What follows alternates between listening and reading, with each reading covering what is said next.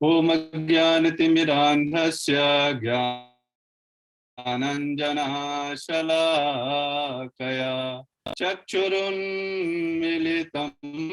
येन तस्मै श्रीगुरुवे नमः। श्रीचैतन्यमनोभीष्टं स्थापितं येन भूतले स्वयंरूपः कदा मह्यं ददाति स्वयं पदान्तिकं। वन्देऽहं श्रीगुरो श्रीयुतापदकमलं श्रीगुरुन् वैष्णवांश्च श्रीरूपं साग्रजातं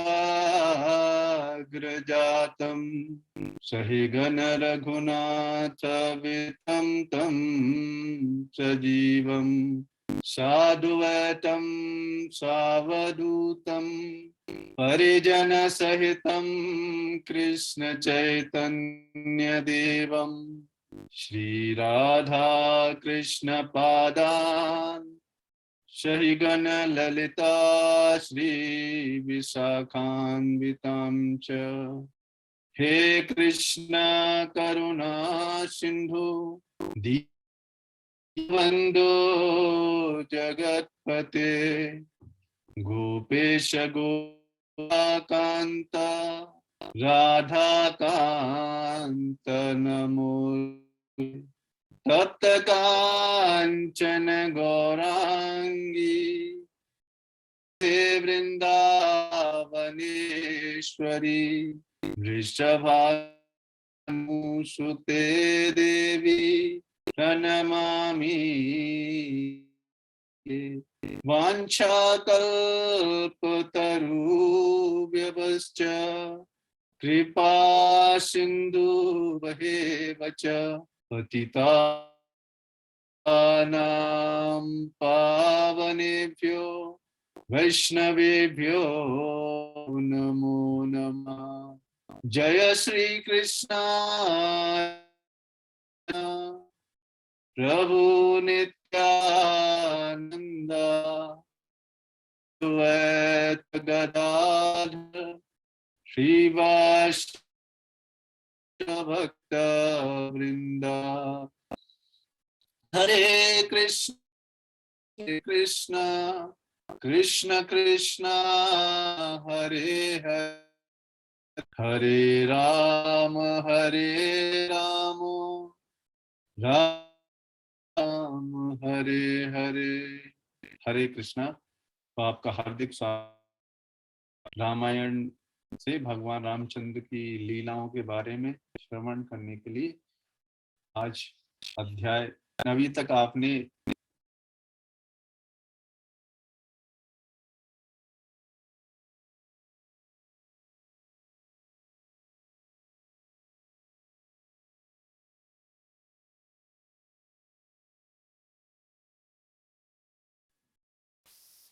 हरे कृष्णा। अभी तक आपने नारद जी का सबसे पहले चैप्टर है। नारद जी ने वाल्मीकि को संक्षेप में सुनाया था। नारद मुनि ने वाल्मीकि जी को सुनाया था, वो आपने सुना। बाद आपने सुना कि कैसे महर्षि वाल्मीकि ऋषि मिलती है ये रामायण को रचने की।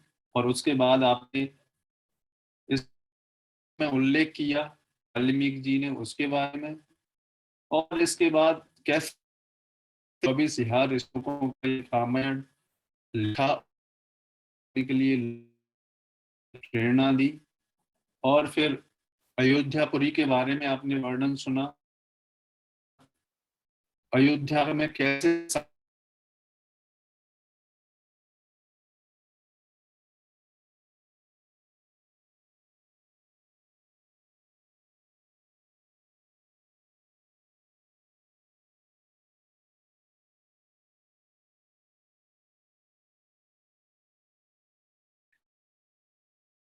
और उसके गुणों की नीति कैसे वहां पर अयोध्या में राज्य चलता था। और उसके बाद यज्ञ करने के लिए कैसे भगवान राम का प्रकट हुआ, जो यज्ञ हुआ, कि मंत्र जाते हैं ऋष्यशृंग को बुलाने के लिए। तो ये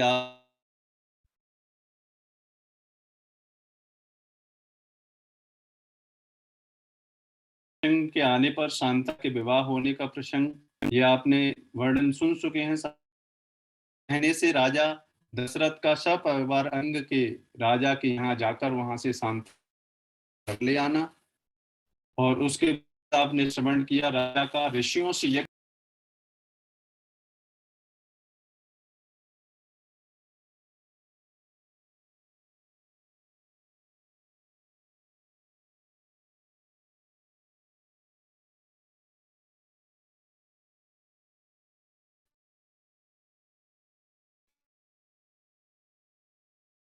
राजा का वशिष्ठ जी से यज्ञ की तैयारी करने के लिए वशिष्ठ जी द्वारा इसके लिए सेवकों की नियुक्ति, और सुमंत्र को राजाओं की बुला क्षमागत राजाओं का सत्कार, पत्नियों लेना। और कल आपने सुना राजा महाराज दशरथ के द्वारा अश्वमेध अनुष्ठान। तो आज हम 15वें सर्ग मतलब 15वें अध्याय से आगे। तो 15वें अध्याय में बताया गया है कि ऋष्यशृंग द्वारा राजा दशरथ के पुत्र कैसे यज्ञ प्रारंभ हुआ, और देवताओं की प्रार्थना ब्रह्मा जी से बढ़ गया था कि कैसे उसका वध किया जाए, उसके बारे में वर्णन।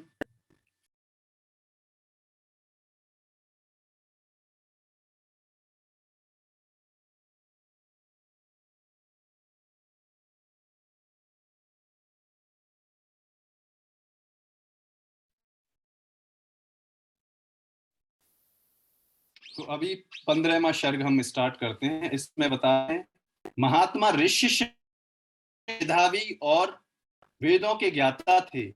उन्होंने थोड़ी देर लगाकर अपने भावी कर्तव्य का निश्चय किया। विरत हो वे राजा से इस प्रकार बोले। तो ऋषि सिंह बड़े मेधावी थे,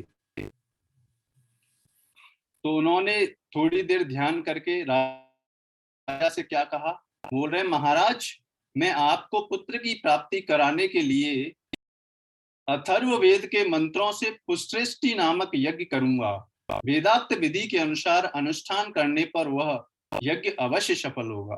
तो ये ऋषि सिंह किनको, महाराज दशरथ को बता रहे हैं। और आगे क्या बोल रहे हैं ऋषि सिंह, यह कहकर उन तेजस्वी ऋषि प्राप्ति के लिए के उद्देश्य से पुत्रेष्टि नामक यज्ञ प्रारंभ, उत विधि के अनुसार अग्नि में आहुति डाली। तो अब यज्ञ का तो उनके लिए, क्योंकि महाराज दशरथ के कोई संतान नहीं थी, तो इसलिए पुत्रेष्टि यज्ञ कराना चाह रहे थे। तो ये ऋषि उस यज्ञ को करने तब देवता सिद्ध गंधर्व और महर्षि गण विधि के अपना भाग ग्रहण करने के लिए उस यज्ञ में एकत्र हुए। तो जब यज्ञ होता है बड़े देवता आते हैं, और जितने भी यज्ञ किए जाते हैं वो भगवान विष्णु परम पुरुषोत्तम भगवान की प्रसन्नता के लिए यज्ञ किए जाते हैं। उस यज्ञ सभा में क्रमशः एकत्र होकर सब देवता लोक कर्ता ब्रह्मा जी से इस प्रकार बोले। तो सारे देवता गण ब्रह्मा जी से क्या बोल रहे हैं, ब्रह्मा जी से बोल रहे हैं कि भगवान रावण नामक राक्षस आपका कृपा प्रसाद पाकर अपने बल से हम सब लोगों को बड़ा कष्ट दे रहा है। तो देवतागण ब्रह्मा जी से बोल रहे हैं कि ये जो रावण है ये बड़ा हमें कष्ट दे रहा है। मैं इतनी शक्ति नहीं है कि हम अपने पराक्रम से उसको दबा दें।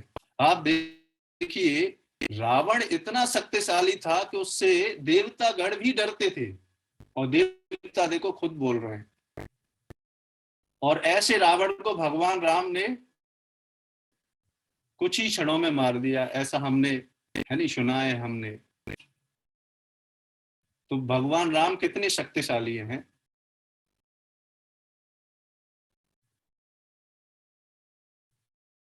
प्रभु आपने प्रसन्न होकर उसे वर दे दिया है, तब से हम लोग उस वर का सदा सम्मान करते हुए उसके सारे अपराधों को सहते चले आ रहे हैं। तो रावण के बारे में बता रहे हैं, क्योंकि रावण को किन्होंने वरदान दिया? ब्रह्मा जी ने वरदान दिया, यानी तो उनके वरदान के कारण वो बहुत शक्तिशाली हो गया था रावण। तो देवतागण बोल रहे हैं कि उसकी शक्ति, क्योंकि आपने वरदान दिया है तो उनके वरदान को हम आपका सम्मान करते हैं, ब्रह्मा जी की बात का, इसलिए वो बहुत शक्तिशाली है रावण। उसने तीनों लोकों के प्राणियों को नाक में दम कर रखा है, मतलब परेशान कर रखा है। वह दुष्टात्मा जिनको कुछ ऊंची स्थिति में देखता है उन्हीं के साथ द्वेष करने लगता है। देवराज इंद्र को परास्त करने की अभिलाषा रखता है। तो रावण बहुत बहुत बल था, उसके बाद बहुत ऐश्वर्य आ गया था। आप देखते हैं, आप शास्त्रों को जो हम पढ़ते हैं तो पता चलता है कि जब किसी व्यक्ति को वर मिल जाता है, कोई भौतिक शक्ति मिल जाती है, तो उसका घमंड बहुत बढ़ जाता है, वो उसके ऐश्वर्य को सहन नहीं कर पाता। तो ऐसे रावण का इतना घमंड बढ़ गया था, ऐश्वर्य बढ़ गया था कि वो अपने सामने किसी को समझता नहीं था। तो इसलिए यहाँ पर देवतागण बात ब्रह्मा जी से रख रहे हैं कि कैसे इसका वध किया जा सकता है, क्योंकि ये अत्याचार कर रहा है। और आगे देवतागण बता रहे हैं ब्रह्मा जी को अपनी बात। आप देखते हैं कि जब भी देवताओं पर अत्याचार होता है तो देवतागण कहाँ जाते हैं? ब्रह्मा जी के पास, क्योंकि उनका सबसे पहले ब्रह्मा जी इस ब्रह्मांड के इस मैनेज करते हैं। कौन? ब्रह्मा जी। तो इसलिए देवतागण सबसे पहले परेशान होते, सताए जाते हैं या कष्ट मिलता है देवताओं को, तो सबसे पहले ब्रह्मा जी के पास जाते हैं। और ब्रह्मा जी भी सॉल्व नहीं कर पाते तो ब्रह्मा जी के साथ फिर वो शिव जी के पास जाते हैं, और फिर वहां पर भी नहीं होता तो फिर भगवान विष्णु के पास जाते हैं। इस तरीके से है। अपने वरदानों से मोहित होकर वह इतना उद्दंड हो गया है, यक्षों, गंधर्वों, असुरों तथा ब्राह्मणों को पीड़ा देता है और उनका अपमान कर। तो ये रावण के बारे में बता रहे हैं कि रावण कितने अत्याचार कर रहा है। और आगे देवतागण ब्रह्मा जी को बोल रहे हैं, सूर्य उसको ताप तक नहीं पहुंचा, उसके पास जोर से नहीं चल सकती तथा उसकी उत्ताल तरंगें सदा ऊपर नीचे होती रहती हैं। वह समुद्र भी रावण को देखकर भय के मारे स्तब्ध सा हो जाता है, उसके कंपन नहीं होता। इतना शक्तिशाली है रावण, इतना शक्तिशाली था रावण। और आगे क्या बता रहे हैं देवता? वह राक्षस देखने में भी बड़ा भयंकर है, उसके 10 सर हैं, उसमें हमें महान भय प्राप्त हो रहा है। अतः भगवान उसके वध के लिए आपको कोई ना कोई उपाय अवश्य करना चाहिए। तो अपनी समस्या ब्रह्मा जी के सामने रख रहे हैं, कैसे इस दुष्ट रावण का वध किया जाए। और आगे जी से बोल रहे हैं, समस्त देवताओं के ऐसे कहने पर ब्रह्मा जी कुछ सोचकर बोले। क्या बोले? देवताओं, लो, इस दुरात्मा के वध का उपाय मेरी क्या है। उसने वर मांगते समय यह बात कही थी कि मैं देवता तथा राक्षसों के हाथों से न मार जाऊं। मैंने भी तथास्तु कहकर स्वीकार कर ली। तो रावण ने जब वर मांगा था ब्रह्मा जी से, किन किन चीजों से न मरने की इच्छा की थी? कि मैं ना किसी गंधर्व के द्वारा मरूं, ना किसी यक्ष के द्वारा मरूं, ना मैं देवताओं ना किसी राक्षस के हाथों से मरूं।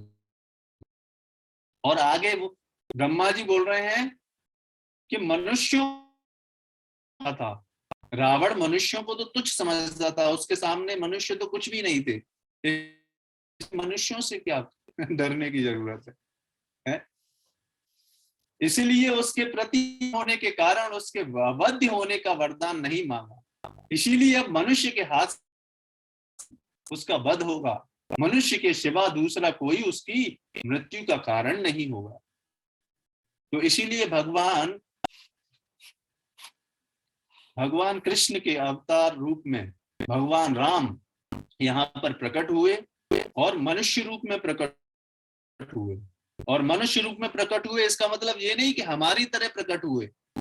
भगवान जब इस संसार में आते हैं तो उनका शरीर आध्यात्मिक होता है, उनका शरीर और आत्मा में कोई अंतर नहीं होता, सतचिद आनंद का बना होता है जब इस संसार में भी आते हैं तब।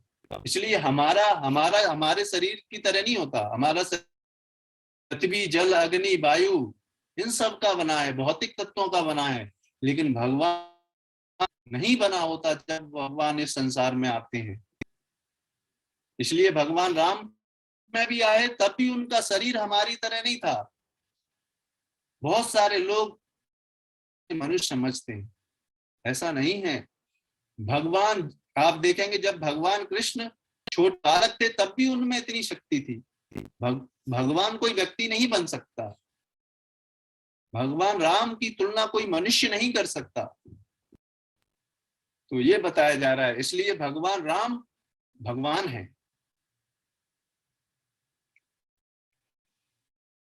उनमें दिव्य शक्तियां हैं। अब ब्रह्मा जी से देवता क्या बोल रहे हैं, ब्रह्मा जी और आगे बोल रहे हैं, ब्रह्मा जी की कही हुई इस प्रिय बात सुनकर उस समय समस्त देवताओं और महर्षि बड़े प्रसन्न हुए। तो उन्हें ये पता चल गया कि रावण का वध होगा। अब कैसे होएगा वो आगे बताया जा रहा है। इस समय महान तेजस्वी जगतपति भगवान विष्णु भी मेघ के ऊपर स्थित हुए सूर्य की भांति गरुड़ पर सवार हो वहां आ पहुंचे। तो जब ब्रह्मा जी और देव चल रहा था उत्कृष्टि यज्ञ में, तो तभी क्या हुआ, भगवान विष्णु वहां और भगवान विष्णु मेघ पर उपस्थित हुए सूर्य की भांति गरुड़ पर सवार हो वहां आ पहुंचे। पर पीतांबर और हाथों में शंख, चक्र एवं गदा आदि आयुध शोभा पा रहे थे। तो भगवान का क्या स्वरूप था उस समय जब प्रकट हुए? गदा, चक्र, शंख।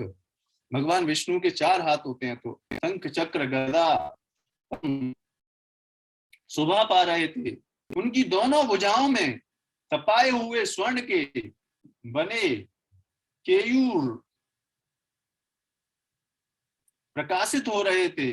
उस समय संपूर्ण देवताओं ने उनकी वंदना की और वे ब्रह्मा जी से मिलकर सावधानी के साथ सभी सभा में विराजमान हो गए।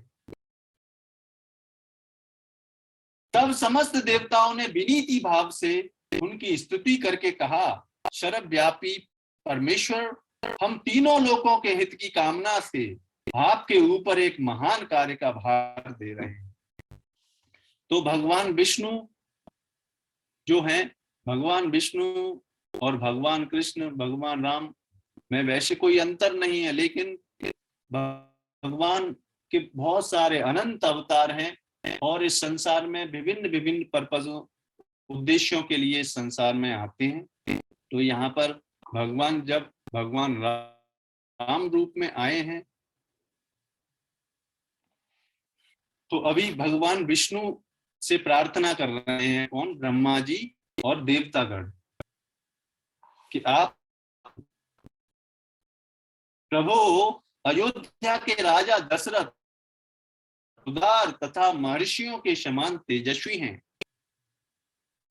उनके जो ही, री, श्री और कीर्ति इन 3 देवियों के समान हैं। विष्णु देव, आप अपने 4 स्वरूप बनाकर राजा की उन तीनों रानियों के गर्भ में प्रकट रूप में अवतार ग्रहण कीजिए। तो भगवान राम के जो 4 भाई हैं, 4 राम, भरत, शत्रुघ्न, लक्ष्मण, है ना, तो ये जो चतुर्व्यूह है उनके अंश हैं। वासुदेव, शंकरशन, अनिरुद्ध और प्रद्युम्न, इनके अंश बताए जाते हैं।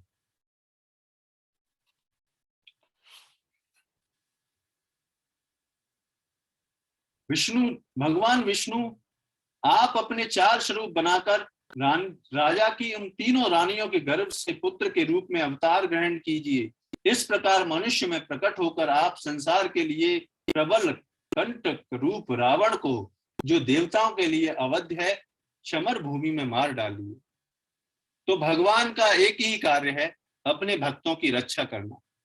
जब भी भगवान के भक्त कष्ट में होते हैं तो इस संसार से दुष्टों का विनाश करने के लिए, आप देखो भगवत गीता में भगवान कृष्ण बोलते हैं, यदा यदा हि धर्मस्य ग्लानिर्भवति अभ्युत्थानम अधर्मस्य तदात्मानं सृजाम्यहम्। जब जब भी धर्म की वृद्धि होती है और धर्म की हानि होती है, तो अपने भक्तों की रक्षा करने के लिए भगवान इस श्लोक में प्रकट। तो इसीलिए यहाँ पे देवतागण प्रार्थना कर रहे हैं भगवान विष्णु से कि यहाँ पर प्रकट हो।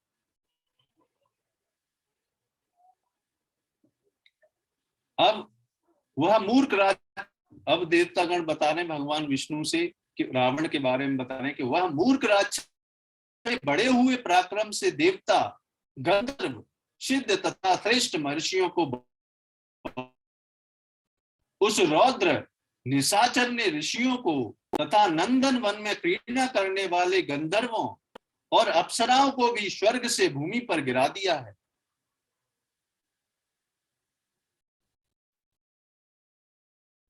इसीलिए मुनियों सहित हम सब सिद्ध, गंधर्व, यक्ष तथा देवता उसके में आए।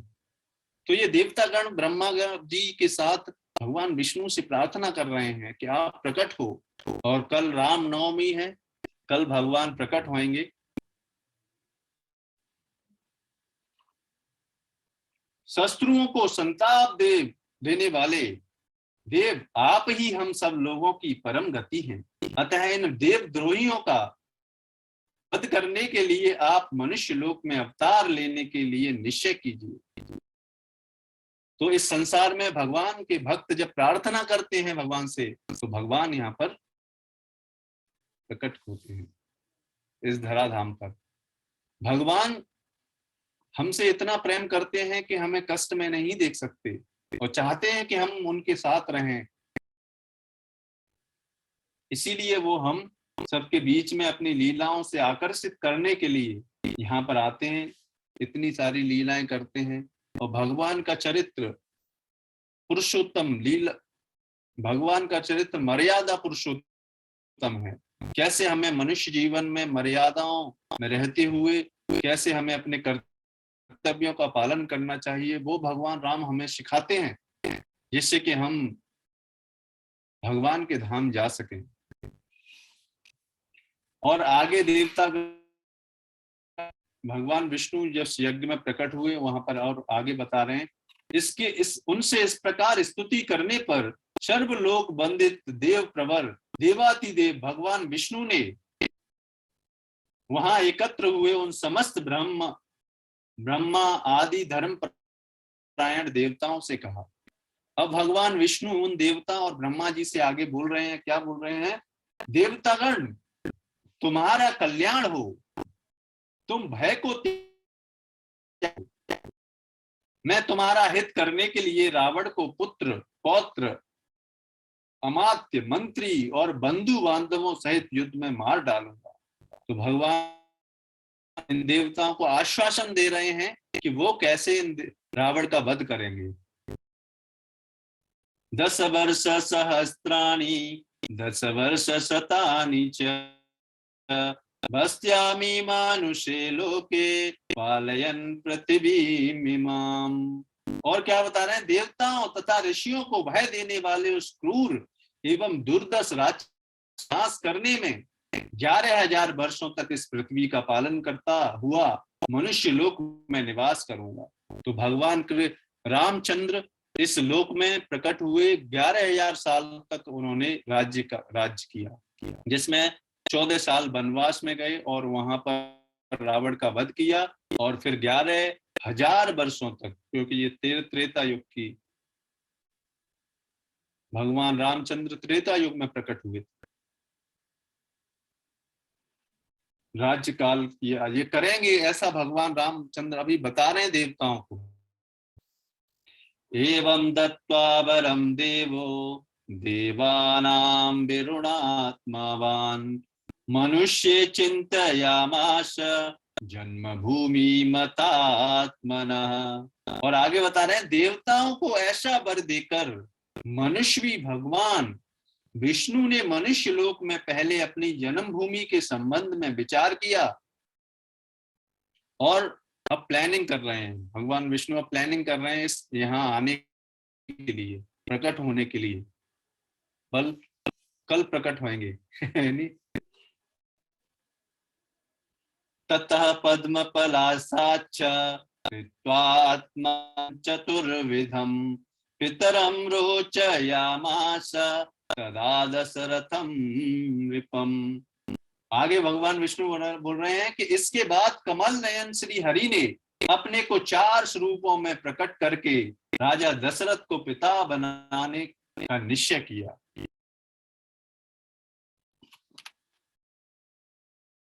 ततो देवर्षि गंधर्वा शरुद्रा साप्सरो गणा स्तुतिभिर्दिव्य मधुसूदनम। तब देवता, ऋषि, गंधर्व, रुद्र तथा अप्सराओं ने दिव्य स्तुतियों के द्वारा भगवान मधुसूदन का स्तवन किया। तो जब भगवान विष्णु ने ऐसा निश्चय कर लिया भगवान रामचंद्र के रूप में अवतार ग्रहण करने का, भगवान रामचंद्र के रूप में इस धराधाम पर आने के लिए, तो वो देवतागण प्रार्थना करने लगे। क्या प्रार्थना करने लगे? तमोद्दतम रावण मुग्र तेजसम प्रभद्र परपत्रिदशेश्वर दिश्याम विरावणं साधु तपस्य विकंटकं तपस्विनामोदरतं भयावहम्। तो देवतागण प्रार्थना करने लगे भगवान विष्णु का। वे कहने लगे, प्रभु रावण बड़ा उद्दंड है, उसका तेज अत्यंत उग्र और घमंड बहुत बड़ा चढ़ा है। वह देवराज इंद्र से सदा द्वेष रखता है, तीनों लोकों को रुलाता है। इसलिए रावण का नाम क्यों है रावण? रावण का अर्थ है, एक अर्थ है जो दूसरों को रुलाता हो, उसका नाम है रावण। जो दूसरों को हमेशा कष्ट देता है, ऐसे दुष्ट व्यक्ति को रावण कहा जाता है। साधुओं और तपस्वियों जनों के लिए तो वह बड़ा कंटक है। अतः तापसों को भय देने वाले उस भयानक राक्षस की आप जड़ उखाड़ डालिए। तो देवतागण प्रार्थना कर रहे हैं उनसे, भगवान विष्णु से, कि आप इस दुष्ट का वध कर दीजिए। और भगवान हमेशा अपने भक्तों की इच्छाओं को पूर्ण करते हैं। जो भक्त शुद्ध भक्तों की इच्छाओं को भगवान पूरा करते हैं, क्योंकि शुद्ध भक्तों की कंट्रोल में होते हैं भगवान। क्यों? क्योंकि शुद्ध भक्तों की कोई भौतिक इच्छाएं नहीं होती। शुद्ध भक्त हमेशा भगवान की इच्छाओं को तुष्ट करने का प्रयास करता है। इसीलिए भगवान ऐसे शुद्ध भक्तों की इच्छाओं को तुष्ट करते हैं। तमेव हत्वा सबलं सवान्वधं विरावणं रावणमुग्र पौरुषं स्वर्लोकमागच्छ गतज्वरश्चिरं सुरेंद्रगुप्तं गतदोषकल्मषम्। और आगे देवतागण भगवान से प्रार्थना करते हैं, हे उपेंद्र, सारा जगत को रुलाने वाले उस उग्र पराक्रमी रावण को सेना और बंधु बांधवों सहित नष्ट करके हम अपनी स्वाभाविक निश्चितता के साथ अपने ही द्वारा स्वरक्षित उस चिरनंतन वैकुंठ धाम में आ जाइए, जिस राग द्वेष आदि दोषों का कलुष कभी नहीं छू पाता। तो वैकुंठ धाम कैसा है? जहां पर कोई कुंठा नहीं है, जहां पर कोई कष्ट नहीं है, ऐसे वैकुंठ लेकिन इस भौतिक संसार में क्या है, कष्ट ही कष्ट है। इसलिए हम सब भगवान के धाम में जाके शाश्वत रूप से सुखी रह सकते हैं। तो ये यहाँ पर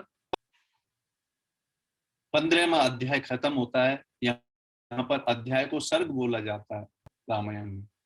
तो अभी 16वां सर्ग हम प्रारंभ करेंगे। इसमें बताया जाएगा कि देवताओं का भगवान से रावण के वध करने के लिए मनुष्य के रूप में अवतीर्ण होने को कहना, राजा के पुत्रेष्टि यज्ञ में अग्नि कुंड में प्रजापत्य पुरुष का प्रकट होकर क्षीर अर्पण करना और उसे खाकर रानियों का गर्भवती हो। तो ये इस चैप्टर में बताया गया है।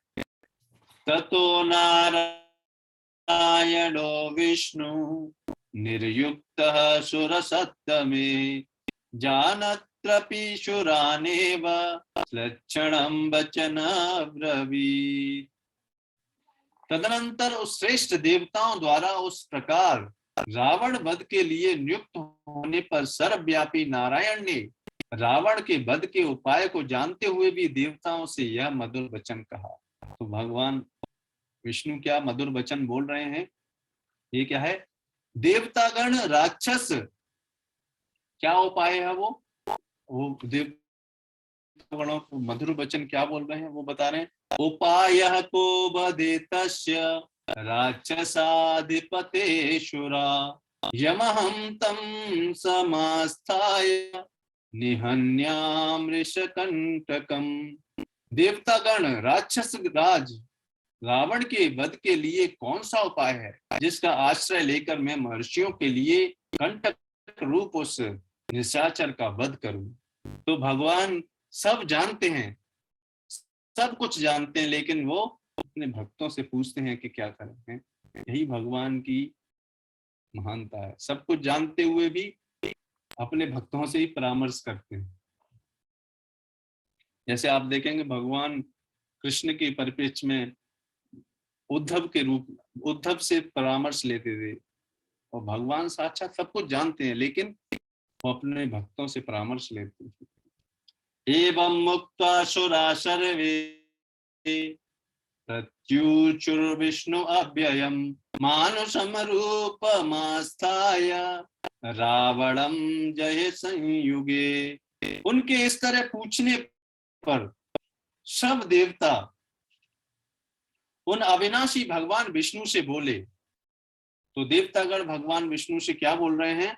आप मनुष्य का रूप धारण करके युद्ध में रावण को मार डालिए। तो जब भगवान विष्णु ने पूछा कि कैसे करें, तो उन देवताओं ने ऐसी प्रार्थना की उन भगवान से। सहिते से तपस्त्रीवम दीर्घ कालम अरिंदमः ये न दुष्टो अवबद ब्रह्मा लोकल कल्लोक पूर्वजः। उस शत्रु दमन निशाचर ने दीर्घ काल तक तीव्र तपस्या की थी, जिससे सब लोगों के पूर्वज लोक सृष्टा ब्रह्मा जी उस पर प्रसन्न हो गए थे। तो अब बताया जा रहा है कि कैसे कैसे रावण इतना शक्तिशाली हो गया था, क्योंकि उसने भगवान ने ब्रह्मा जी से वरदान प्राप्त किया था। और वो वरदान क्या था? संतुष्ट प्रदत्तो तस्मै राक्षसाय वरम प्रभो नाना विदेभ्यो भूतेभ्यो भयम नायत्र मानुषात्। उस पर संतुष्ट हुए भगवान ब्रह्मा ने तो कभी कभी भगवान वर्ण जो कंट्रोलर होते हैं उनके भी लिए भी लगा जाता है। जैसे अगर देखा जाए तो ब्रह्मा जी इस एक ब्रह्मांड के क्या हैं, वो कंट्रोल मैनेज करते हैं। इसलिए यहाँ पर भगवान वर्ण कभी कभी ब्रह्मा जी के लिए, जैसे नारद मुनि के लिए भी कभी कभी भगवान शब्द प्रयुक्त किया जाता है। लेकिन परम भगवान कौन है? परम भगवान साक्षात कृष्ण है। उस पर संतुष्ट हुए भगवान ब्रह्मा ने उस कि तुम्हें नाना प्रकार के प्राणियों से मनुष्य के सिवा और किसी से भय नहीं है। तो क्योंकि उन्होंने ऐसा वर मांगा था, क्योंकि वो मनुष्यों से तो उससे कोई चिंता ही नहीं थी। क्योंकि राक्षस, देवतागण, यक्ष, इन सब में सबसे कमजोर कौन? मनुष्य होते हैं। तो इसलिए रावण ने मनुष्यों से मरने, इसलिए वो मनुष्यों को तो कुछ समझता ही नहीं था। और देवतागण क्या भगवान विष्णु से प्रार्थना कर रहे हैं? अवज्ञातः पुरातेन वरदाने मानवा एवं पितामह तस्मात् वरदानेन गर्वितः। पूर्व काल में वरदान लेते समय उस राक्षस ने मनुष्यों को दुर्बल समझकर, मनुष्यों को कुछ समझता ही नहीं था इसलिए दुर्बल समझता था, उसकी अवहेलना कर दी थी। इस प्रकार हुए वरदान के कारण उसका घमंड बढ़ गया, और इसी को जब वर मिल गया, अगर एक जो भौतिक, उसको अगर और शक्तिशाली या ऐश्वर्य मिल जाता है तो वो उसको पचा नहीं पाता, वो उसके गर्भ के मद में हो जाता है, वो किसी को कुछ समझता नहीं। लेकिन भगवान के भक्तों के साथ नहीं ऐसा होता। भगवान के भक्तों के साथ कितना भी ऐश्वर्य हो, वो भगवान की सेवा में लगा देते। आप देखेंगे जैसे श्रील प्रभुपाद के पास भगवान ने कितना ऐश्वर्य दिया, कितने, लेकिन प्रभुपाद ने सारे ऐश्वर्यों को भगवान की सेवा में लगा दिया, मंदिर के निर्माण करने में, प्रचार कार्यों में, और फिर भी अपने लिए कुछ नहीं, सब भगवान की सेवा में लगाते हैं। ऐसे दुष्ट लोग को जब शक्ति मिल जाती है तो वो घमंडी हो जाते हैं और दूसरों लोगों को कष्ट देते हैं। तो ऐसा था रावण, इतना दुष्ट व्यक्ति था।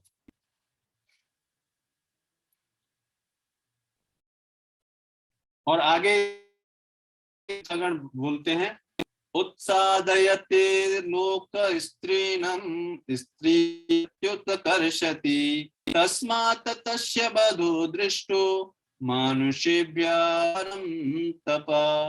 शत्रुओं को संताप देने वाले देव, वह तीनों लोगों को पीड़ा देता और स्त्रियों का भी अपहरण कर लेता है। तो यहाँ पर अत्याचार बताए जा रहे हैं, रावण ने क्या क्या अत्याचार किए। तीनों लोगों को पीड़ा देता है और स्त्रियों का अपहरण कर लेता है, अतः उसका वध मनुष्यों के हाथों से ही निश्चित हुआ है। सवस् इत्येतत् वचनं श्रुत्वा सुराणां विष्णुरात् पितरं रोचयामास तदा दशरथं नृपम्। और आगे देवतागण बता रहे हैं कि समस्त जीवात्माओं को बस में रखने वाले भगवान विष्णु ने देवताओं की यह बात सुनकर अवतार काल में राजा दशरथ को ही पिता बनाने की इच्छा की। तो जब इस तरीके से देवता लोग प्रार्थना किए भगवान से, तो भगवान इस संसार में प्रकट होने के लिए देवताओं की इस प्रार्थना को स्वीकार करते हैं। और आगे क्या होता है बताते हैं कि सचाप्य पुत्रो नितस्तस्मिन् काले महादुति अजयत पुत्र्या मृष्टि पुत्रे पुशूर्यरिशूदनः। और उसी समय वे शत्रुसूदन महातेजस्वी नरेश पुत्रहीन होने के कारण पुत्र प्राप्ति की इच्छा से पुष्टि यज्ञ कर रहे थे। और इधर देवतागण भगवान विष्णु से प्रार्थना कर रहे हैं, और उसी समय राजा दशरथ पुत्र की कामना के लिए एक पुत्रेष्टि यज्ञ करना प्रारंभ करते हैं। क्योंकि उनकी 3 रानियां थी, केकई, सुमित्रा और कौशल्या, लेकिन उनकी कोई संतान नहीं थी। इसीलिए राजा दशरथ ने पुत्रेष्टि यज्ञ अपने मंत्रियों से परामर्श लिया और पुत्रेष्टि यज्ञ करने के लिए अब प्रारंभ करेंगे। ततो वै यजमान पावका दत्तो प्रभम प्रादुर्भर्तं महद्भूतं महावीर्य महाबलम। तत्पश्चात पुत्रेष्टि यज्ञ करते हुए राजा दशरथ के यज्ञ में अग्नि कुंड से एक विशाल का एक पुरुष प्रकट हुआ।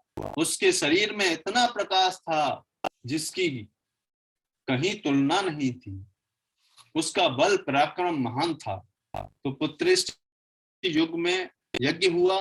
पुत्रेष्टि युग में एक पुरुष प्रकट हुआ जो कि क्षीर का पात्र लेके आया था। आगे बताया जा रहा है कृष्णम, और उसका स्वरूप बताया जा रहा है।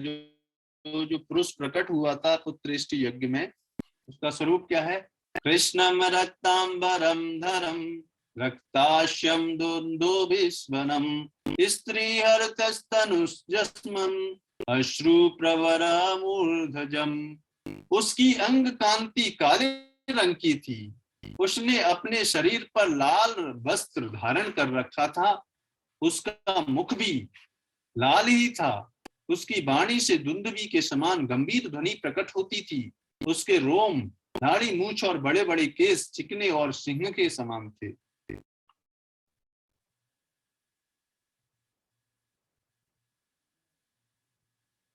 सुलक्षणा संपन्नम दिव्याभरणभूषितम शौल्य श्रृंगम समुत्थेदम तृप्त साधुर्लभ।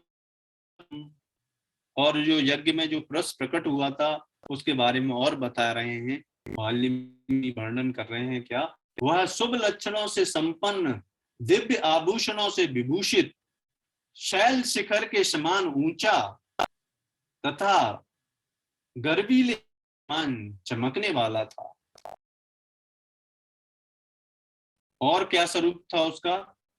दिवाकर समाकारम दीप्तानलशिखोपमं तप्तजाम्बूननदमयीं राजतान्तपरिच्छदां दिव्यपायसम्पूर्णां पात्रीपत्रीमिव प्रियां प्रगृहा विपुलां दोभ्या स्वयं मायायमी विवाह। उसकी आकृति सूर्य के समान तेजमयी थी। वह प्रज्वलित अग्नि की लपटों के समान दीप्तिमान हो रहा था। उसके हाथों में तपाए हुए जाम्बू नद नामक स्वर्ण की बनी हुई परात थी जो चांदी के ढक्कन से ढकी हुई थी। वह परात या वह थाली बहुत बड़ी थी और दिव्य खीर से भरी हुई थी। तो जो खीर का पात्र था उसके बारे में बताया जा रहा है। उसे उस पुरुष ने स्वयं अपने दोनों भुजाओं पर इस तरीके से उठा रखा था मानो कोई रसिक अपनी प्रियतमा पत्नी को अंग में लिए हुए हो। वह अद्भुत परात मायामयी सी जानी पड़ती थी। तो उस पुत्रेष्टि युग में अब हम धीरे धीरे भगवान के प्राकट्य की तरफ बढ़ते जा रहे हैं। समवेक्षा अब्रवीदं वाक्यमिदं दशरथं नृपं प्रजापत्यं नरं विद्धि मामिहा भागवतं नृपा। उसने राजा दशरथ की ओर देखकर कहा, नरेश्वर, मुझे प्रजापति लोक का पुरुष जानो। मैं प्रजापति को ही आज्ञा से यहाँ आया हूँ। ततः परं तदा राजा प्रत्युवाचा कृताञ्जलिः भगवन् स्वागतं तेस्तु किं वः करवाणि ते। तब राजा दशरथ ने हाथ जोड़कर उनसे कहा, भगवान आपका स्वागत है, कहिए मैं आपका क्या सेवा करूं। तो महाराज दशरथ जिन्होंने कि पुत्रेष्टि यज्ञ के लिए यज्ञ किया था, वो पुरुष आते हैं खीर का पात्र लेके और महाराज दशरथ से पूछ रहे हैं। महाराज दशरथ उनसे पूछ रहे हैं कि वो हम आपकी क्या सेवा करें। अथो पुनरिदं वाक्यं प्रजापत्यो नरो ब्रवीत् राजर्चर्यता देवान् प्राप्तमिदं त्वया। फिर उस प्रजापति पुरुष ने पुनः तुम देवताओं की आराधना करते हो, इसीलिए तुम्हें आज यह वस्तु प्राप्त हुई है। तो यहाँ पर एक चीज जानने की बहुत जरूरत है कि भगवान विष्णु, यहाँ पर आप देखेंगे कि ये पुत्रेष्टि यज्ञ हो रहा था, तो भगवान के प्रकट होने के लिए जरूरत नहीं है, लेकिन ये एक लीला है, इसलिए इसके माध्यम से इस तरीके से इसमें वर्णन रहा कि पुत्रेष्टि यज्ञ हुआ, क्योंकि भगवान तो सारे देवताओं के कंट्रोलर हैं। इसलिए भगवान की दिव्य लीलाओं को हम अपने परिप्रेक्ष्य से, इन भौतिकवादी आंखों से नहीं समझ सकते, इन भौतिक चक्षुओं से, इन भौतिक ज्ञान से नहीं समझ सकते। इसके लिए हमें जो भगवान के द्वारा प्रदत्त जो शास्त्र हैं, उन्हीं के माध्यम से समझा जा सकता है भगवान को।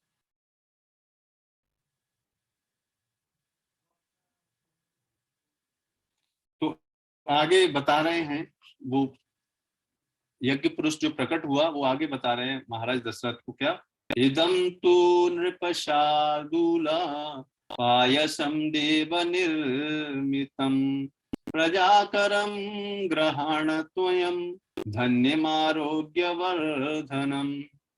निपश्रेष्ठ, यह देवता की बनाई हुई खीर है जो संतान की प्राप्ति कराने वाली है, तुम इसे ग्रहण करो, यह धन और आरोग्य की भी वृद्धि करने वाली है। तो ये खीर तो जस्ट एक माध्यम है, क्योंकि भगवान को प्रकट होना है।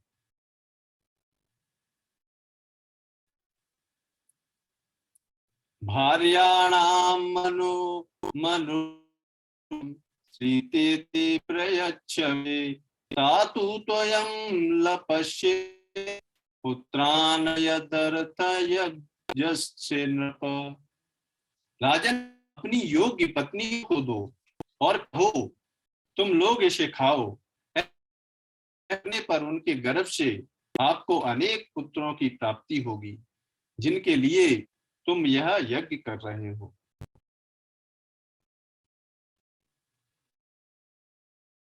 नृपति प्रीतः शिरसा प्रतिग्रहा पात्री देवन संपूर्ण देवदत्ता हिरण्यम् अविभाद्य च तदुदा अद्भुतं प्रियदर्शनं मुदा परमया युक्तस्काराभिप्रदक्षिणम्। राजा ने प्रसन्नता पूर्वक बहुत अच्छा कहकर उस दिव्य पुरुष की दी हुई देवांग से भरपूर सोने की थाली को लेकर उसे अपने मस्तक पर धारण किया। फिर उस अद्भुत एवं प्रिय दर्शन पुरुष को प्रणाम करके बड़े आनंद के साथ उसकी परिक्रमा की। और आगे क्या हुआ? ततो दशरथः प्राप्य पायसं देव निर्मितं बभूव परं प्रीतः प्राप्य वित्तमेवावादनः ततस्तो अद्भुतः प्रख्यं भूतं परमभास्वरं संवर्तयित्वा ततः कर्म तत्रैवान्तरधीयतः। इस प्रकार देवताओं की बनाई हुई उस खीर को पाकर राजा दशरथ बहुत प्रसन्न हुए, मानो निर्धन को धन मिल गया हो। इसके बाद वह परम तेजस्वी अद्भुत पुरुष अपना वह काम पूरा करके वहीं अंतर्धान हो गया। तो इसके बाद वो अप्रकट हो जाते हैं और महाराज दशरथ को वो खीर का पात्र दे के चले जाते हैं। और आगे उस खीर के पात्र के साथ क्या दशरथ करते हैं वो आगे हम पढ़ते हैं। हर्ष रश्मि विरुद्योतम तस्मान्य पुरमादवो शारदस्याभिरामत्य चंद्रस्येव नवो शुभि। उस समय राजा के अंतःपुर की स्त्रियां हर्षोल्लास से बड़ी हुई कांति में किरणों से प्रकाशित हो ठीक उसी तरह शोभा पाने लगी जैसे शरत काल के नयनाभिर चंद्रमा की रम्य रश्मियों से उद्भासित होने वाला आकाश सुशोभित होता है। सोयन्तःपुरं प्रविश्य ये कौशल्यामिदं ब्रवीत् पायसं प्रतगृहीस्पुत्री अत्वदीयत आत्मनः। राजा दशरथ वह खीर लेकर अंतःपुर में गए। तो आपने ये सारी कथाएं सुनी हैं, लेकिन हम भगवान के जो वर्णन किया है, भगवान के महान भक्त जो वाल्मीकि कृत रामायण है, उसका हम जितना श्रवण करते हैं तो हमारी भक्ति बढ़ती है इसके माध्यम से। हमें ऐसा नहीं सोचना चाहिए कि हमें तो पता है सब कुछ ना, हमने तो कितनी, हमें रामायण पता है। जितना हम श्रवण भगवान की लीलाओं का हम करेंगे प्रामाणिक भक्तों के माध्यम से, जिनके हृदयों में कलमश नहीं है, उतना हमारे हृदय में भगवान के प्रति प्रेम उत्पन्न होगा। इसलिए हमें श्रवण करना चाहिए। आप देखते हैं कि आप देखो, कोई भी चीज में जितना हम श्रवण करेंगे उन्हीं सारी चीजों से हमारी आसक्ति होना प्रारंभ हो जाती है। तो भगवान की लीलाओं के बारे में जितना, केवल ज्ञान के लिए नहीं हमें श्रवण करना चाहिए, यानी ज्ञान के लिए तो हमें पता है पहले से ही। जैसे आप देखेंगे कि हम अपना जन्मदिन मनाते हैं, हर व्यक्ति अपना जन्मदिन मनाता है, तो सबको पता है कि इनका जन्मदिन आ रहा है नहीं, तो फिर क्यों, एक बार पता है हाँ जन्मदिन आ रहा है तो क्यों हम सेलिब्रेट करते हैं, है नहीं, अपनी प्रसन्नता के लिए करते हैं। उसी तरीके से जब हम भगवान के इन बड़े बड़े उत्सव, भगवान का जब प्राकट्य दिवस होता है, इनको जब हम मनाते हैं और उनकी लीलाओं को जब हम श्रवण करते हैं, रेगुलरली जब श्रवण करेंगे, देखो जितना हम जो चीजें अपने इस दिमाग के अंदर डालेंगे वही चीज हम ध्यान में आएंगी, वही चीजें स्मरण आएंगी। इसीलिए हमें भगवान की लीलाओं का श्रवण करते रहना चाहिए। इसीलिए ये जो प्रमाणिक ग्रंथ हैं, इन जो वाल्मीकि कृत रामायण है, इससे हम चर्चा कर रहे हैं।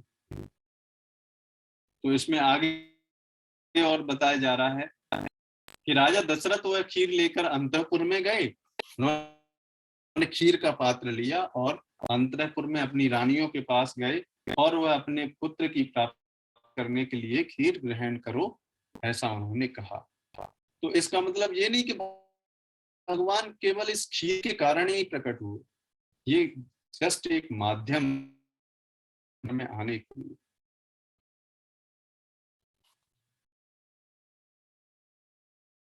कौशल्याये नरपतिः पायशाद्ये दधो अनादर्य दधो चापि सुमित्राये अधिपः।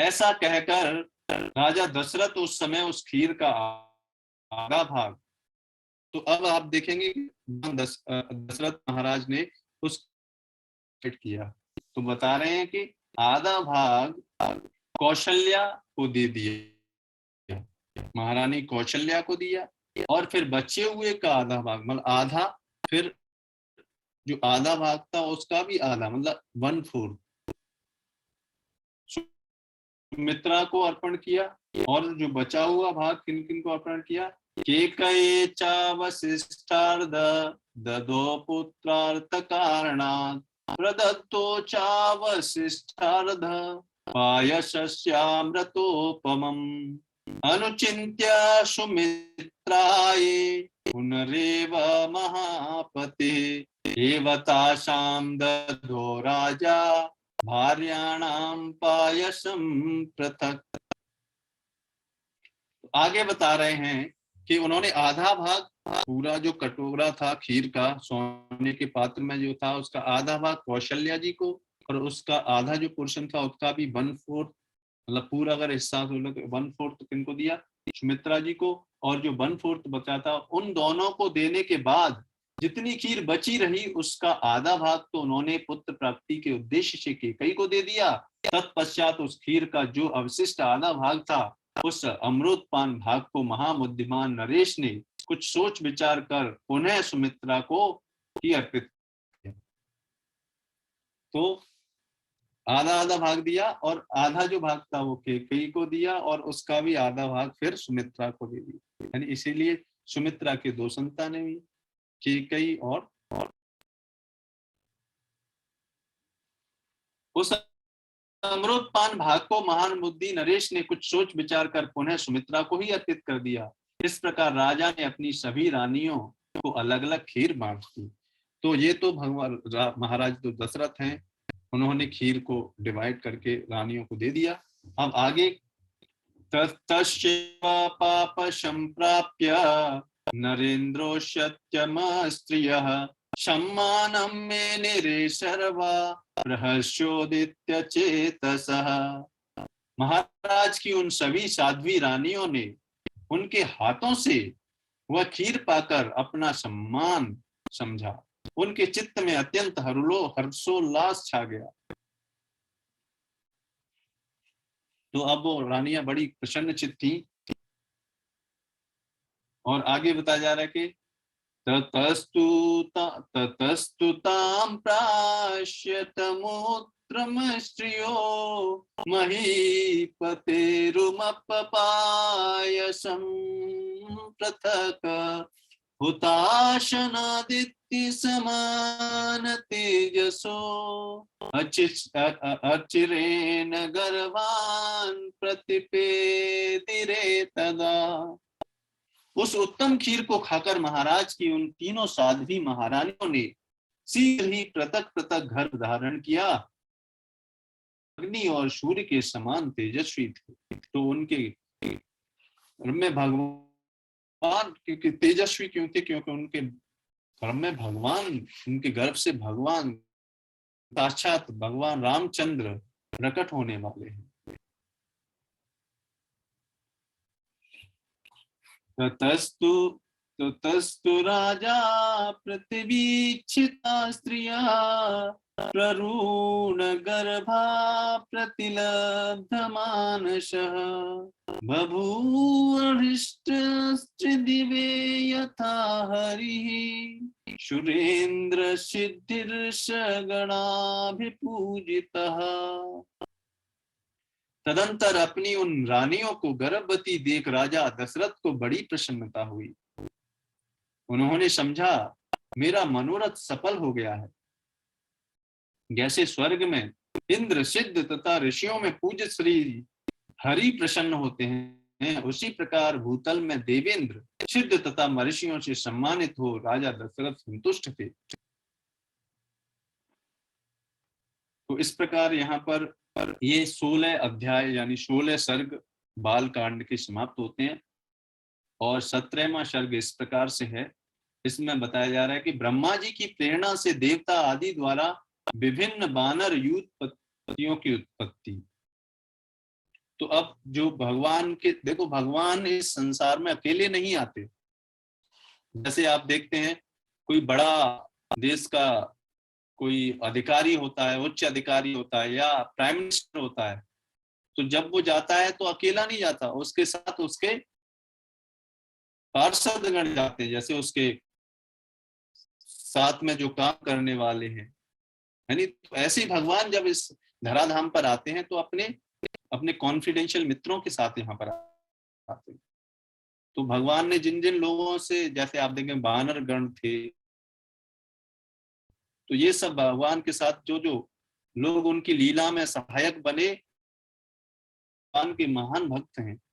ऐसे महान भक्त भगवान की को ही मौका मिलता है भगवान की लीला में भाग लेने का मौका, ऐसे वैसे किसी को नहीं मिलता।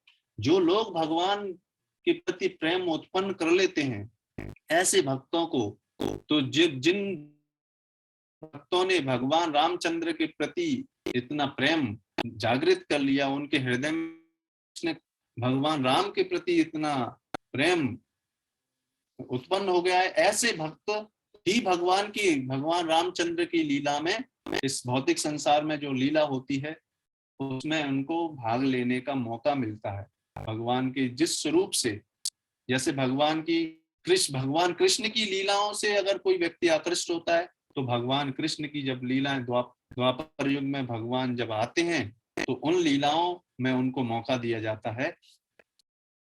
भगवान के धाम, ऐसा कहा जाता है, सनातन गोस्वामी अपनी टीका में लिखते हैं ऐसा कि जब कोई व्यक्ति भगवान के धाम जाता है तो उस धाम जाने से पहले इस गोल इस भौतिक संसार में जब भगवान आते हैं तो उसकी ट्रेनिंग करने के लिए, है नहीं, उस वहां पर उनकी लीलाओं में भाग दिया जाता है। तो ऐसे भक्त से आए वो इस चैप्टर में वर्णन है।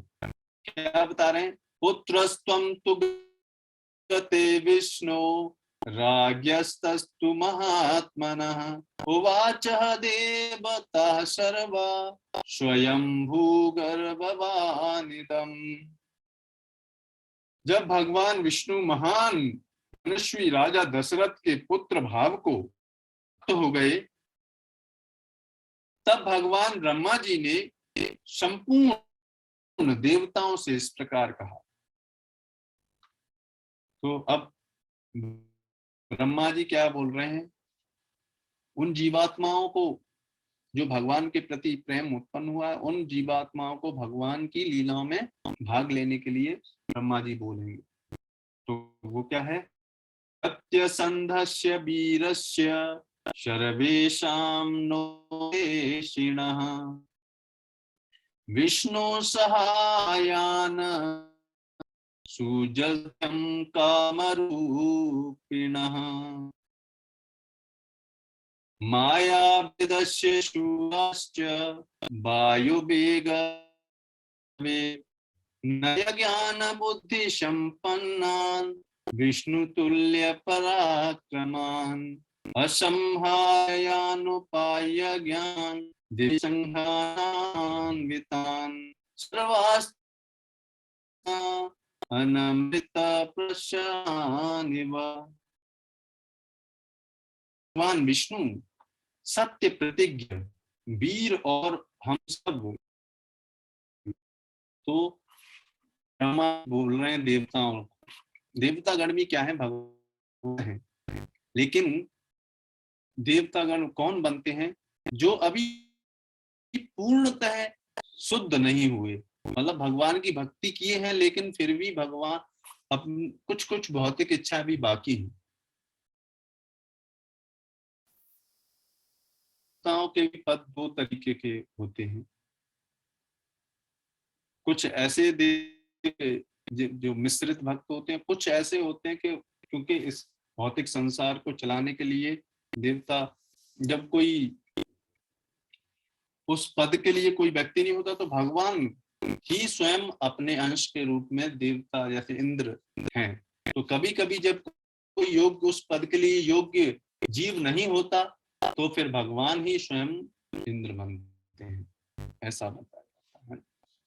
तो जनरली क्या होता है? जनरली जैसे आप देखेंगे इस संसार में प्राइम मिनिस्टर, कैबिनेट मिनिस्टर्स जो बनते हैं वो कौन बनते हैं? हम में से कोई व्यक्ति जिनको की जनता वोट दे देती है तो वो व्यक्ति क्या होता है? मिनिस्टर्स बन जाते हैं। उसी तरीके से जो बड़े बड़े देवता हैं उन्होंने जो पुण्य कर्म किए होते हैं, जैसे इंद्र 100 अश्वमेघ यज्ञ जो कर लेता है, इतने पुण्य अर्जित कर लेता है, वो इंद्र बनने की योग्यता हासिल कर लेता है। तो देवताओं वो लोग होते हैं देवता जिनकी सारी भौतिक इच्छाएं भी समाप्त नहीं हुई, तो मिश्रित भक्त होते हैं। तो इसीलिए भगवान, क्योंकि उनके हृदय में कुछ तो प्रेम है, क्योंकि भगवान की बात मानते हैं, इसलिए ब्रह्मा जी उनको मौका दे रहे हैं भगवान की लीला में भाग लेने का, जिससे उनके हृदय में और प्रेम बढ़े, क्योंकि पहले उन्होंने भक्ति की है भगवान की। तो ब्रह्मा जी बोल रहे हैं, हे देवगण, भगवान विष्णु सत्य प्रतिज्ञ वीर और हम सब लोगों के हितैषी हैं। तुम लोग उनके सहायक रूप से ऐसे पुत्रों की सृष्टि करो जो बलवान, इच्छानुसार रूप धारण करने में समर्थ, माया जानने वाले, शूरवीर, वायु के समान वेगशाली, निज्ञ, बुद्धिमान, विष्णु तुल्य पराक्रमी, किसी से परास्त न होने वाले, इस तरह के उपायों को जानकर दिव्य शरीरधारी तथा अमृत भोजी देवताओं के समान सब प्रकार की अस्त्र विद्या के गुणों से संपन्न हो। तो भगवान के पार्षद, भगवान की लीला में भाग लेने के लिए ब्रह्मा जी बता रहे हैं कि आप इस तरीके से वहां पर प्रकट हो। जैसे आप देखेंगे भगवान कृष्ण की लीला में भी भगवान ऐसा बोलते हैं कि जब भगवान प्रकट होते हैं इस लीला में, तो देवतागण उनकी लीला में, जो ब्रजवासी गण हैं, जो विभिन्न है, वो भी बहुत सारे देवतागण उसमें भाग लेने आते हैं। अपरशु च मुखाशु गंधर्वीणा तनुश्च यच्च पन्न कन्याशु ऋष विद्याधरीषु च। अब बता रहे कि कौन कौन प्रकट हुए। देखो, किन्नरीणां च गात्रेषु वानरीणां तनूषु च सृजध्यं हरे रूपेण पुत्रातुल्य पराक्रमान्। तो प्रधान प्रधान अप्सराओं, गंधर्वों की स्त्रियां, यक्ष और नागों की कन्याएं, रीछों की स्त्रियां, विद्याधरियों, किन्नरों तथा वानरियों के गर्भ से वानर रूप में अपने ही तुल्य पराक्रमी पुत्र उत्पन्न करो। तो जितने भी ये रीछ, जो वानरगण थे, ये साधारण लोग नहीं थे भगवान की लीला में। ये सब बड़े बड़े देवतागण जिन्होंने भगवान की भक्ति की है ना, वो लोगों को मौका मिला। इसीलिए हमें बड़ी गंभीरता पूर्वक हमें भगवान की भक्ति करना चाहिए, है ना, जिससे कि हम इस जन्म मृत्यु रूपी इस चक्र से निकलकर भगवान की लीला, भगवान के लीला में भगवान के साथ हम रह सकें।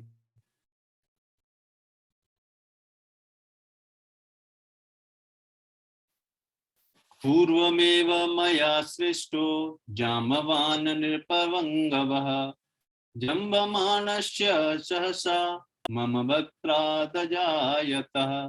अभी देखो, सबसे पहले भगवान प्रकट हुए और उनके पार्षद कैसे प्रकट हुए उनके बारे में बताया जाता है।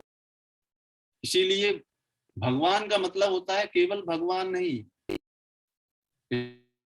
भागवतम, श्रीमद् भागवतम में ऐसा बताया गया है कि जब जो व्यक्ति कनिष्ठ भक्त होता है, वो केवल सीधे भगवान के साथ अपने संबंध को एस्टेब्लिश करना चाहता है, लेकिन उसके हृदय में जब और भक्ति का वर्धन होता है, तो फिर भगवान के साथ भगवान के जो प्रामाणिक रिप्रेजेंटेटिव है, जैसे गुरुजन, बड़े बड़े उन्नत वैष्णव, उनको और उससे भी ज्यादा उत्तम भक्त जो होता है, उसके हृदय में इतना प्रेम होता है कि भगवान से रिलेटेड हर चीज में वो भगवान को देखता है। ऐसा व्यक्ति, ऐसा शुद्ध उत्तम कोटि का जो भक्त होता है, उसके देखने मात्र से लोग भक्त बन जाते हैं। तो ऐसे भक्तों को मौका मिलता है भगवान की लीलाओं में भाग लेने का। तो अब हम भी अगर शुद्ध भक्ति करेंगे, तो हम भगवान की लीलाओं, भगवान के धाम पहुंच सकते हैं। तो ब्रह्मा जी ऐसा बता रहे हैं कि कौन कौन लोग प्रकट हुए। तो भगवान ब्रह्मा के ऐसे कहने पर देवताओं ने उनकी आज्ञा, मैंने पहले ही ऋषि राज जाम्बान की सृष्टि कर रखी है। एक बार मैं जम्हाई ले रहा था, उसी समय सहसा मेरे मुंह से प्रकट हो गया। तो आप देखेंगे ब्रह्मा जी के मुंह से प्रकट हो जाते हैं। जैसे आप देखेंगे बराह भगवान ब्रह्मा जी के मुख से प्रकट हो गए, लेकिन ब्रह्मा जी को भी नहीं पता कि कैसे सृष्टि हो रही है। जैसे आप देखेंगे इस संसार में आप देखो इतनी सारी चीजें, इतनी सारी रिएक्शन हो रही हैं, साइंटिस्ट लोग इतना रिसर्च कर रहे हैं, उन्हें पता ही नहीं कैसे हो रहा है, अपनी छोटी सी बुद्धि से प्रयास कर रहे हैं। उसी तरीके से ब्रह्मा आत्मा बना नहीं सकते, क्योंकि आत्मा तो भगवान की अंश है। इसीलिए भगवान बोलते हैं, ब्रह्मा जी नहीं बोलते कि ममे वांसो जीव लोके, भगवान कृष्ण बोलते हैं ममे वांसो जीव लोके जीव भूतः सनातना। केवल ब्रह्मा जी तो क्या कर रहे हैं, एक मीडिएटर का काम कर रहे हैं, मीडिएटर, जैसे उनको एक शरीर प्रदान कर रहे हैं। तो कैसे जाम्बान प्रकट हुए उनके बारे में बताया गया। अब बता रहे हैं कैसे और भी लोग कैसे उनके पार्षद के रूप में प्रकट हुए। ते ततोक्त्वा भगवता तत्प्रीति श्रुत्य शासनम जनयामाशु रेवेते पुत्रान् वानर रूपिणः।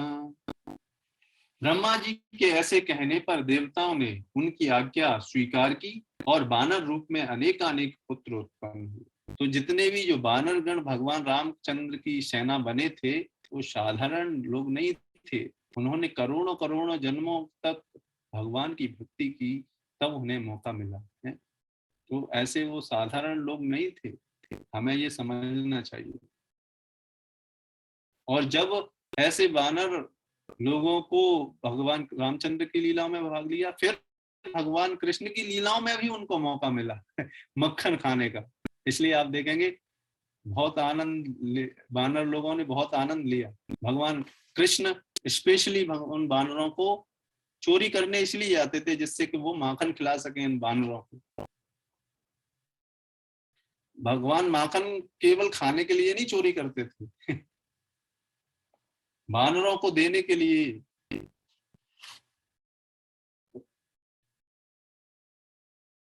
और आगे बताया जा रहा है कि और कौन कौन। ऋषियश्च महात्मनः सिद्धि विद्या धरोगा धरास्य सुतान वीरान शिष्यवर्णचारिणः। महात्मा ऋषि सिद्ध विद्याधर नाग वारणों ने भी वन में विचरने वाले बानर भालुओं के रूप में वीर पुत्रों को जन्म दिया। तो आप देखो कैसे, तो शास्त्रों के माध्यम से ही हमें पता चलता है वास्तव में, है ना। इसलिए हमें इधर उधर से प्रामाणिक शास्त्रों से हमें भगवान के बारे में ज्ञान लेना चाहिए। तब हमें पता चलेगा कि उनके पार्षद कौन है, कोई साधारण बानर नहीं है। आप देखो यहाँ पे कौन बताया जा रहा है, बड़े बड़े लोग जिन्होंने भगवान की भक्ति की है, वो लोग हैं वो। वानरेंद्र महेंद्राभ्य इंद्रो वालिनात्मजम सुग्रीवम जनयामाश तपनस्तपतावरम। देवराज इंद्र ने वानर राज्य वाली को पुत्र रूप में उत्पन्न किया, जो महेंद्र पर्वत के समान विशालकाय और बलिष्ठ तपनों वालों में श्रेष्ठ भगवान सूर्य ने सुग्रीव को जन्म दिया। सुग्रीव वाली इनके बारे में बताया गया। बृहस्पति जनयत तारम नाम महाकपिम सर्ववानर मुख्यानाम बुद्धिमत्तमनुत्तमम्। बृहस्पति ने तार नामक महाकाय वानर को उत्पन्न किया, जो समस्त वानर सरदारों में परम बुद्धिमान और श्रेष्ठ था। तो अभी उन भगवान की लीला में जो पार्षद प्रकट हुए, उनके बारे में वर्णन चल रहा है।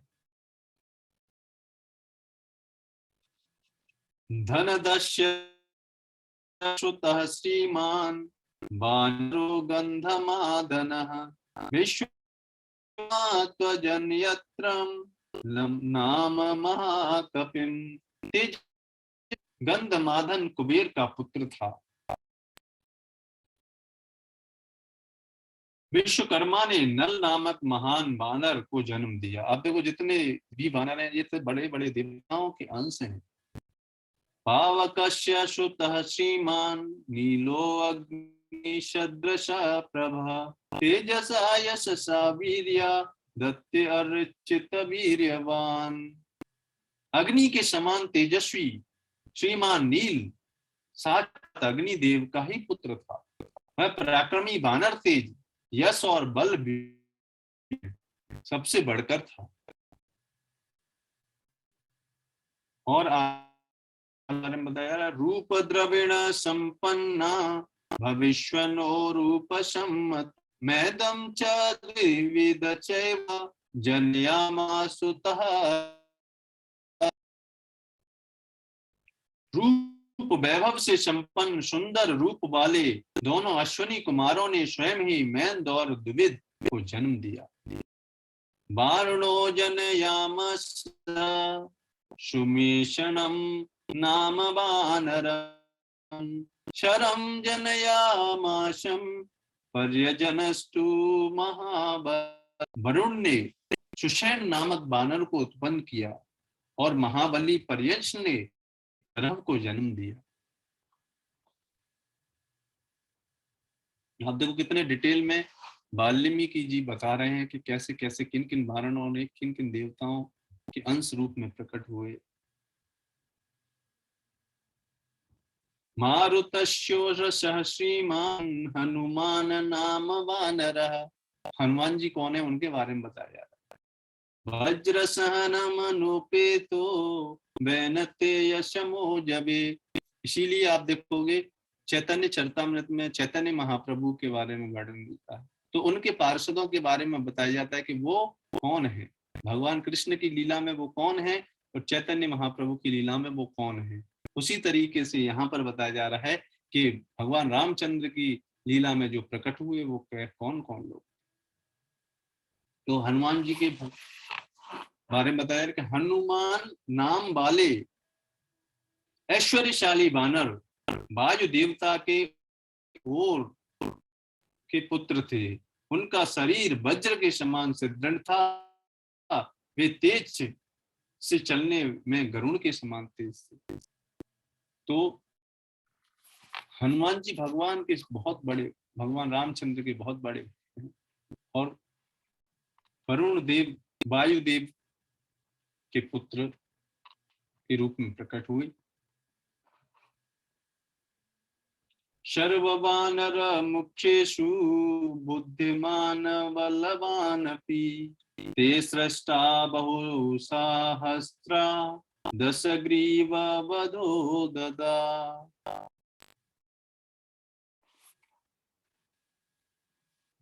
सभी श्रेष्ठ वानरों में वे सबसे अधिक बुद्धिमान और बलवान थे। इस प्रकार कई हजार वानरों की उत्पत्ति हुई। वे सब रावण का वध करने के लिए उद्यत रहते थे। अब आप देखेंगे, आप सोचेंगे कि भगवान राम को इन वानरों की जरूरत ही क्या थी। नहीं कोई सोच सकता है। भगवान तो इतने पूर्ण शक्तिशाली हैं कि उन्हें इस संसार में आने की भी जरूरत, और वो दुष्टों का संहार कर सकते हैं। चैतन्य चरितामृत में बताया जाता है कि भगवान दो कार्य होते हैं, एक बाह्य कारण, एक अंतः कारण। बाह्य कारण क्या है? बाह्य कारण तो है भक्तों की रक्षा करने के लिए, दुष्टों का विनाश करने के लिए। लेकिन अंतःकरण का कारण क्या होता है? इस संसार में अपने भक्तों के साथ भक्तों को आनंद प्रदान करने के लिए और इस संसार में अपनी लीलाओं के माध्यम से हम सब बद्ध जीवों को आकर्षित करने के लिए, जिससे कि हम भगवान के धाम जाने के लिए प्रेरित हों, है ना। भगवान की लीलाएं इतनी महान हैं। आप देखेंगे जब हम भगवान की लीलाओं को श्रवण करेंगे तो भगवान की इन दिव्य लीलाओं से हम आकर्षित हो जाएंगे। कैसे? आप देखेंगे कि हमें जब किसी व्यक्ति के बारे में पता ही नहीं होता तो हम कैसे आकर्षित होंगे उसके बारे में। जैसे मान लो किसी को क्रिकेट खेलना है, क्रिकेट के बारे में उसे कुछ नहीं पता, मैच भी खेलना है तो भी उसे उसके बारे में जानना पड़ेगा, है। लेकिन जब वो खेलने लगता है तो उसके बारे में जानने लगता है, थोड़ा बहुत जानने लगता है। जैसे जैसे जानने लगता है तो उसका इंटरेस्ट बनने लगता है और एक समय ऐसा लगता है कि वो खेलने में इतना मग्न हो जाता है कि उसे कुछ खाने पीने का ध्यान नहीं रहता। आप देखो जैसे बालकों के, उसी तरीके से जब हम भगवान की इन लीलाओं को श्रवण करेंगे तो एक ये कारण है जिससे कि भगवान इस भौतिक संसार में अपनी दिव्य लीलाओं को प्रकट करते हैं, जिससे कि बद्ध जीवात्मा हैं, हम सब बद्ध जीवात्माएं क्या इन लीलाओं से आकर्षित हो पाए। और यहाँ पर इसीलिए इन लीलाओं को वृद्धि करने के लिए इन पार्षदों, है ना, इन पार्षदों को प्रकट करते हैं, जिससे कि लीलाएं बड़ी आकर्षित बने, है ना। नहीं तो भगवान रामचंद्र अकेले होंगे तो है नहीं, रावण का तो वध कर देंगे, लेकिन वो लीलाएं इतनी दिव्य नहीं बनेंगी और इन भक्तों को मौका नहीं मिलेगा इन दिव्य लीलाओं में। तो ये ऐसे बहुत कारणों की वजह से भगवान इस तरीके की लीलाएं करते हैं। तो यहाँ पर अभी भगवान के जो पार्षद गण है उनका प्राकट्य हो रहा है धीरे धीरे करके। और आगे 17वें 18वें 17वें श्लोक में बता रहे, सर्ववानर मुख्येषु बुद्धिमान बलवानपि ते सृष्टा बहुसहस्रा दशग्रीव वधो दत्ता। सभी श्रेष्ठ वानरों में वे सबसे अधिक बुद्धिमान और बलवान थे। इस प्रकार कई हजार वानरों की उत्पत्ति हुई। वे सभी रावण का वध करने के लिए उद्यत रहते थे। अप्रमेय बलवीरा विक्रांता कामरूपिणः ते गजाचल संकासा वश्मनन्तो महाबलः। उनके बल की कोई सीमा नहीं थी। वे वो वीर पराक्रमी और इच्छानुरूप रूप धारण करने वाले थे। गजराजों और पर्वतों के समान महाकाय तथा महाबली थे। रीछ बानर तथा गोलांक जाति के वीर शीघ्र ही उत्पन्न हो गए। जिस देवता का जैसा रूप, वेश और पराक्रम था, उसी के अनुसार, उसी के समान पृथक पृथक पुत्र उत्पन्न हुआ। लंगूरों में जो देवता उत्पन्न हुए वे देवास्त्र की अपेक्षा कुछ भी अधिक पराक्रमी थे।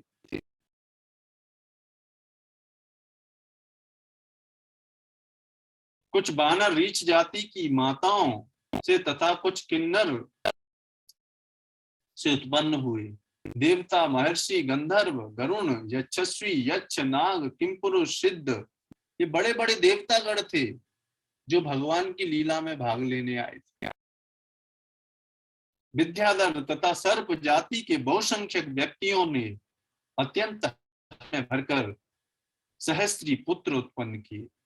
चरणास्य श्रुतान् वीरान् ससृज्य जुर्वनचारिणः वानरान् सुमहाकायान् शर्वान् वेवनचारिणः।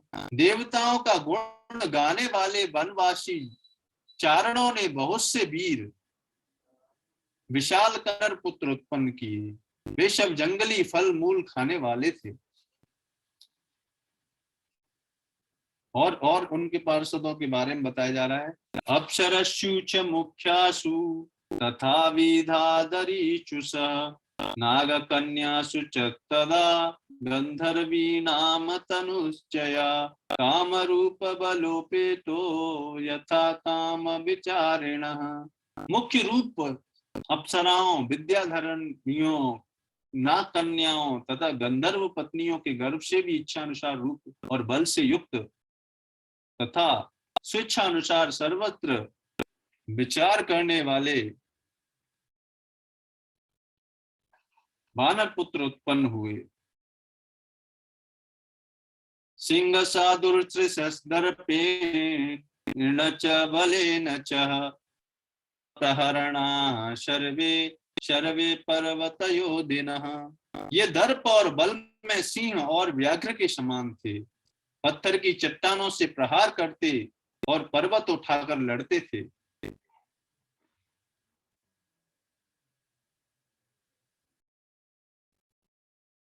तो इनके पार्षदों के बलों के बारे में बताया जा रहा है। अपने वेग से सरिताओं के स्वामी समुद्र को भी क्षुब्ध कर सकते थे। उनके पैरों से पृथ्वी को विदीर्ण कर डालने की शक्ति थी।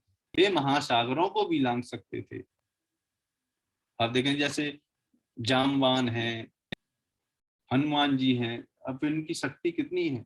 वे चाहे तो आकाश में घुस जाएं, बादलों को हाथों से पकड़ लें तथा वन में वेग से चलते हुए मत वाले गजराजों को भी बंदी बना लें।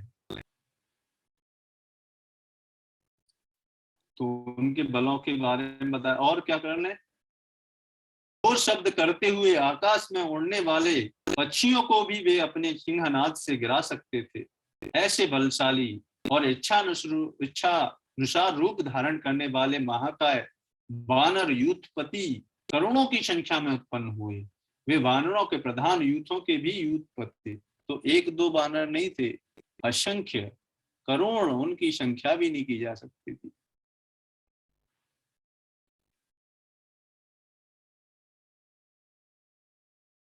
भवुर्यूथश्रेष्ठान वीराश्चाजन हरिन् अन्येर्चवत प्रास्तु वस्तस्तु सहस्रशः। उन यूथपतियों ने भी ऐसे वीर बानरों को उत्पन्न किया था जो यूथपतियों से भी वे और भी प्रकार के बानर थे। इस प्राकृत बानरों से विलक्षण थे। उनमें से सहस्त्र युद्धपति ऋक्षमान पर्वत के शिखरों पर निवास करने वाले थे। तो ऐसे भगवान के पार्षदों ने भगवान की लीला में भाग लिया। दूसरे ने नाना प्रकार के पर्वतों और जंगलों का आश्रय लिया। इंद्र कुमार बालों और सूर्य नंदन सुग्रीव के ये दो भाई थे। समस्त वानर युद्धपति उन दोनों भाइयों की सेवा में उपस्थित रहते थे। तो वानरों के राजा उस समय कौन थे? सुग्रीव और बाली। ये दोनों भाई, बाली बड़े भाई थे, तो उस समय राजा कौन थे? बाली। और सारे वानर लोग इन राजाओं के अध्यक्षता में कार्य करते थे। इसी प्रकार वे नल नील हनुमान जी तथा वानर सरदारों का आश्रय ले लेते थे। वे सभी गरुड़ के समान बलशाली और युद्ध की कला में निपुण थे। वे वन में विचरण करते समय सिंह, व्याघ्र और बड़े बड़े नाग आदि समस्त वन जंतुओं को रौंद डालते थे। अब इनके बलों के बारे में बताया जा रहा है, जिससे कि भगवान की लीला आकर्षित हो और हम बद्ध जीवात्माएं उन लीलाओं से आकर्षित होकर भगवान के धाम लौट जाएं। क्योंकि हम जब तक हम भगवान की लीलाओं से आकर्षित नहीं होंगे, भगवान के धाम नहीं जा पाएंगे, है ना। तो उन सबके शरीर और प्रातः के सूचक लक्षण नाना प्रकार के थे। वे शूरवीर वानर पर्वत, वन और समुद्रों सहित समस्त भूमंडल में फैले गए। और आगे बताया जा रहा है इस चैप्टर में, तधेर गंधा वृंदाचल कूट सन्निभे महाबलिर्वानरयूत पादिपे बभूव भूर्मीमस शरीर रूपे समावृता राम सहाय हेतु। वे वानर युद्धपति वेग समूह पर्वत से के समान विशाल काय थे। उस बल उनके शरीर और रूप भयंकर थे। भगवान श्री रामचंद्र की सहायता के लिए प्रकट हुए उन वानर वीरों से यह सारी पृथ्वी भर गई थी। तो भगवान रामचंद्र की सहायता करने के लिए और भगवान की लीलाओं को आकर्षित बनाने के लिए ऐसे जीवों को मौका मिला, जिससे कि उनका प्रेम और भगवान के प्रति प्रगाढ़ हो। तो इस चैप्टर में यहाँ पर ये वर्णन समाप्त होता है। भगवान रामचंद्र के जो पार्षद गण हैं, कौन कौन प्रकट हुए, कैसे कैसे प्रकट हुए, कितना कितना बल था। और कल अभी ये भगवान का रामचंद्र जी का प्राकट्य होगा, उनकी कुछ लीलाओं का वर्णन होगा।